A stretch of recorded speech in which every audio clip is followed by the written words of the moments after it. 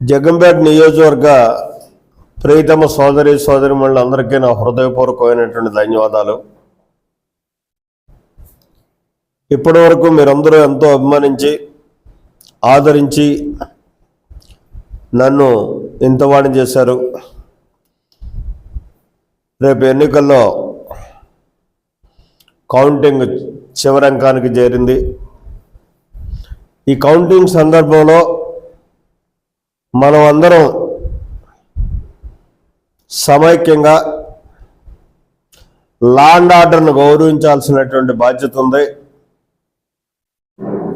ఆ గౌరవించేటటువంటి విధానంలో ఏదైతే పోలీసు వారి నిబంధనలు ఉన్నాయో ఆ నిబంధనలు అతిక్రమించకుండా మరి 144 సెక్షన్ ఉంది కాబట్టి దాన్ని అనుసరించి రేపు విజయోత్సవాలు చేసుకోవడం కానీ అదే రకంగా ఊరేగింపులు చేసుకోవడం కానీ బాణసంచాని చేయడం కానీ 10 మంది గుమిగూడి ఎదుటి వారిని ఇబ్బంది పెట్టేటటువంటి పరిస్థితులు కానీ కల్పించకుండా క్రమశిక్షణ కలిగినటువంటి ప్రజలుగా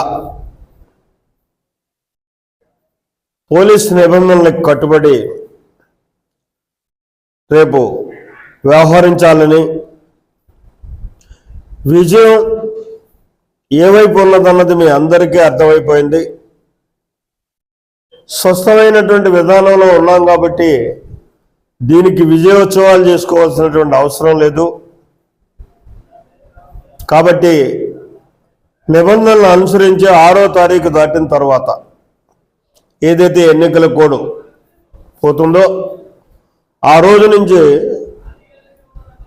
మనం ఏ కార్యక్రమాన్ని చేసుకున్నా ఇబ్బంది లేదు. కాబట్టి 6 నుంచి ఆ కార్యక్రమాలన్నీ చేసుకోవచ్చు అని చెప్పి మనవి చేసుకుంటూ, ముఖ్యంగా లా అండ్ ఆర్డర్ని పరిరక్షించమని, ప్రజాస్వామ్యవాదులుగా నిర్ణయానికి కట్టుబడి ఉండాలని కోరుకుంటున్నాను.